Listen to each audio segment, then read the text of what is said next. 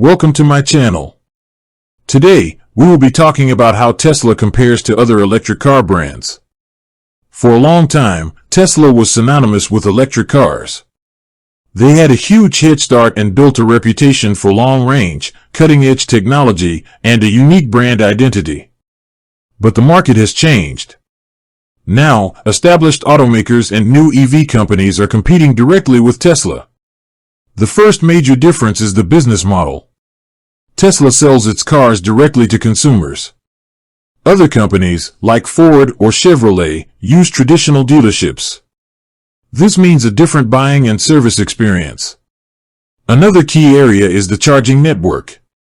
Tesla has its own widespread and reliable supercharger network. This gives Tesla drivers a major advantage for long-distance travel, as they don't have to worry about finding a compatible fast charger. However, other automakers are now building out their own networks and many are gaining access to the supercharger network, closing that gap.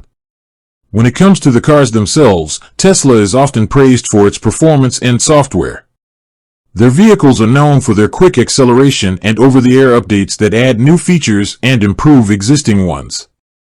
However, many competitors now offer comparable range and performance, and some, particularly legacy luxury brands, are focusing on more traditional interior design and a higher level of material quality. Companies like Mercedes-Benz, BMW, and Audi are creating EVs with luxurious interiors and refined driving experiences. Finally, there's the competition from newer companies. Brands like Hyundai, Kia, and Chinese automaker BYD are offering compelling alternatives with great features, long range, and often more competitive pricing. They are giving consumers more options than ever before. So, how does Tesla compare?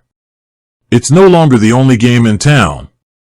While it maintains a strong lead in certain areas, particularly its charging infrastructure and software, other brands are quickly catching up and even surpassing it in specific aspects like interior luxury or overall vehicle choice.